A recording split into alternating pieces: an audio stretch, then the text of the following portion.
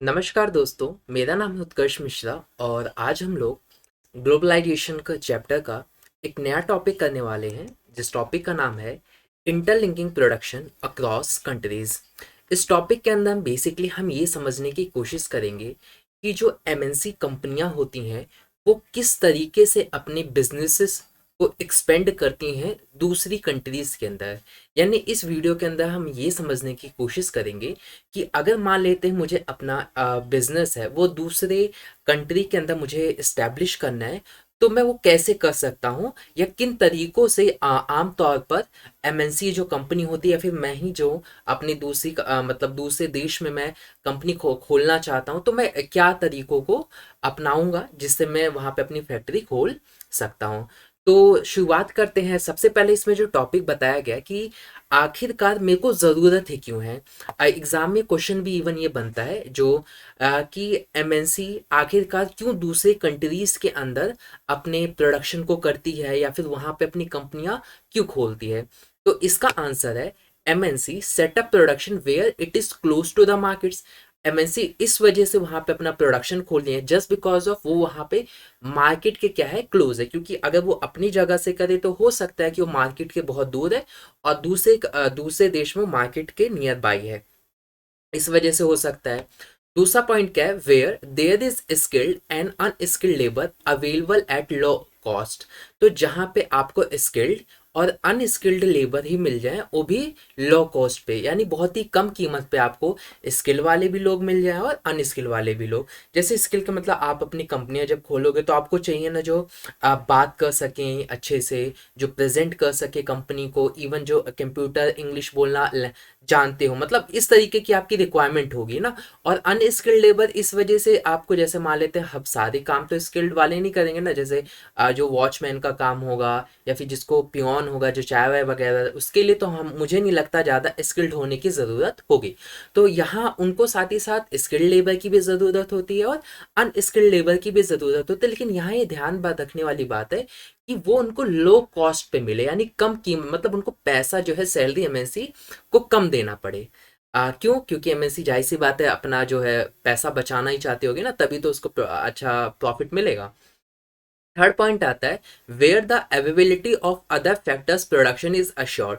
और जहां पे भी जो अदर फैक्टर्स हैं वो भी अवेलेबल रहे। अदर फैक्टर्स में जैसे आ सकता है वाटर अवेलेबल रहे, अब मशीनों को क्योंकि गर्म होंगी तो उनके लिए चाहिए, इवन वहां पे जो वर्क करेंगे उनके लिए भी वाटर की रिक्वायरमेंट होगी। साथ ही साथ आपको इलेक्ट्रिसिटी, मशीनें चलेंगी, कंप्यूटर चलेंगे, लैपटॉप्स चलेंगे, तो उसके लिए चाहिए ना आपको, लाइट वगैरह सब चलेंगे तो उसके लिए आपको चाहिए ना इलेक्ट्रिसिटी। तो इलेक्ट्रिसिटी का जो चार्जेस है वो कम हो तो ऐसे कंपनियों को बहुत ज़्यादा फायदा पहुंचता है। दूसरी चीज अगली पॉइंट में आता है कि एमएनसी क्या देखती हैं, look for government policy that look after their interest. यानी जो एमएनसी है वो गवर्नमेंट की पॉलिसी भी देखती हैं। अगर मान लेते हैं मुझे किसी अमेरिका में मान लेते हैं मुझे अपना बिजनेस को बढ़ाना है, तो मैं क्या करूंगा कि वहाँ की गवर्नमेंट पॉलिसी भी देखूंगा कि पता चले कि मैं वहाँ पे पैसा अपने इन्वेस्ट तो कर दूं, लेकिन बाद में मुझे रियलाइज होता है कि गवर्नमेंट मेरे इस प्रोडक्शन को सपोर्ट नहीं करेगी, यानी जो चीज़ें मैं प्रोड्यूस कर रहा हूँ गवर्नमेंट में उसका कुछ ज़्यादा खास इंटरेस्ट नहीं है और आगे मुझे कभी गवर्नमेंट से कोई बेनिफिट नहीं मिलेगा। तो ऐसे में मेरा वहाँ पे तो इन्वेस्टमेंट वेस्ट ही होगा ना। तो ऐसे में क्या होता है कि जो एमएनसीज होते हैं वो ये भी देखती हैं इन्वेस्ट करने से पहले कि जो गवर्नमेंट की जो पॉलिसी है वो क्या होगी।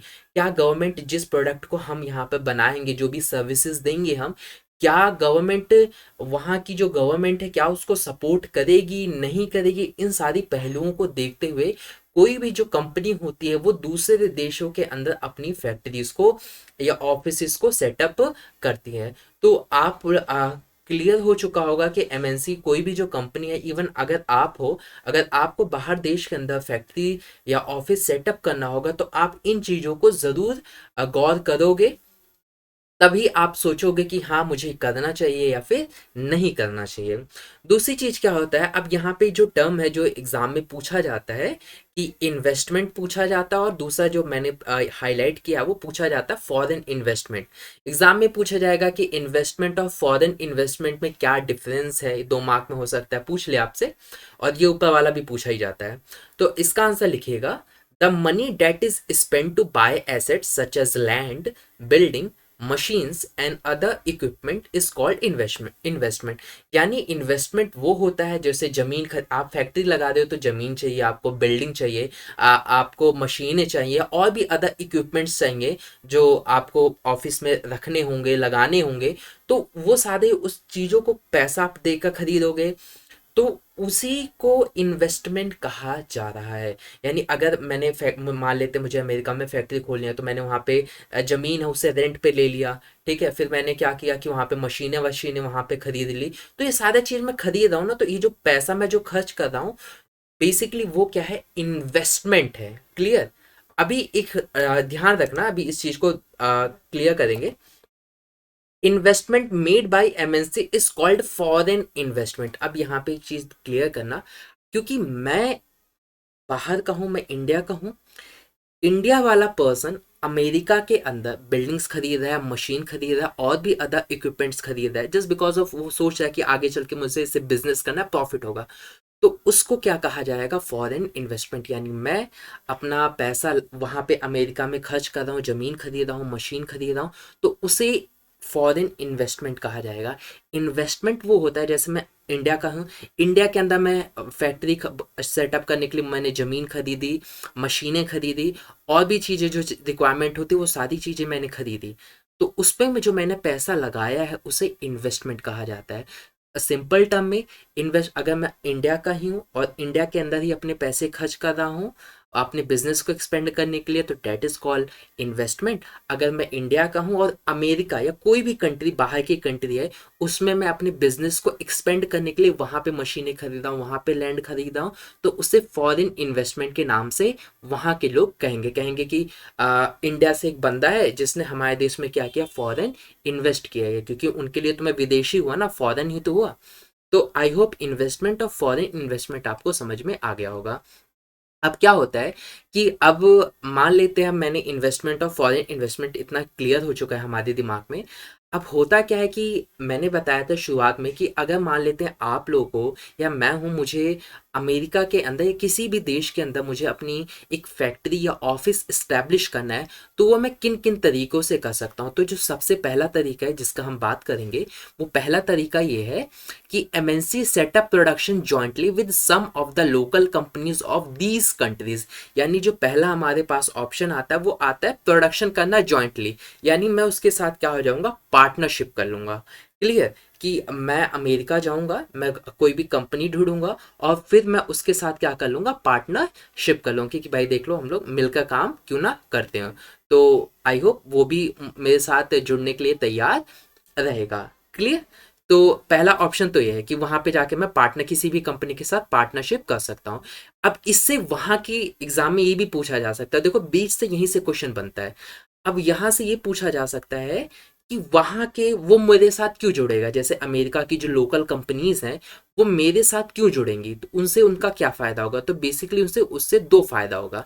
पहला फायदा ये होगा कि MNC can provide money for additional investment like buying new machines for fast production. यानी मैं एमएनसी उनके लिए, तो मैं विदेश की कंपनी हूँ, तो मैं क्या करूँगा, जब उनको पैसा दूंगा तो वो क्या कर सकते हैं, नई मशीनें खरीद सकते हैं ताकि उनका जो प्रोडक्शन हो बहुत ही ज़्यादा फास्ट हो जाए।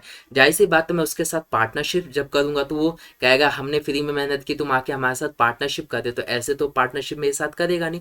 वो मुझे कहेगा कि तुम इतने अमाउंट दे के हमारे साथ जुड़ सकते हो, इतने हजार करोड़ रुपए दे दो और हमारे साथ आके ज्वाइन हो जाओ, पार्टनरशिप कर लेते हैं। क्लियर?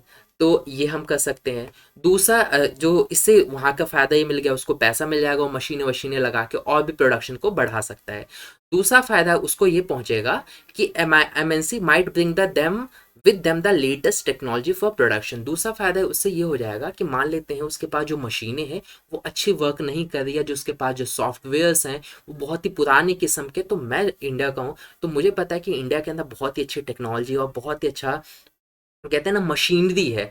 अगर ये अमेरिका को मैं दे दूं, मतलब जो मेरे साथ पार्टनरशिप किया है, तो उसकी प्रोडक्शन इन्हेंस हो जाएगी। ऑफ कोर्स क्योंकि हम लोग पार्टनरशिप हुआ है तो मैं ऐसा उसके साथ ज़रूर करूंगा। मैं उसको नई टेक्नोलॉजी भी प्रोवाइड करूंगा, क्योंकि मेरे देश के अंदर बहुत ही अच्छी टेक्नोलॉजी है, बहुत ही अच्छा सॉफ्टवेयर है, तो मैं उसको वो प्रोवाइड करूंगा। इससे क्या होगा कि उसको भी फ़ायदा होगा, मुझे भी फ़ायदा होगा। उसको ये फ़ायदा होगा कि नई टेक्नोलॉजी उसको मिल जाएगी। क्लियर? और जो भी फिर उससे जो प्रॉफिट होगा वो हम दोनों शेयर करेंगे। तो ये फ़ायदा होता है लोकल कंपनीज़ को। चलो ये बात तो होगी लोकल कंपनीज़ को क्या फ़ायदा होता है। अब आप बैक उस पे आते हैं। पहला पॉइंट मैंने क्या बताया था कि मैं अगर मेरे को वहाँ पे करना है तो मैं क्या कर सकता हूँ, पार्टनरशिप कर सकता हूँ। दूसरा, but the most common route of MNC invest is to buy up local companies and then to expand production. MNC with the huge wealth can quite easily do so. तो दूसरा ऑप्शन क्या बताया गया है कि पहला अगेन मैं partnership कर सकता हूँ।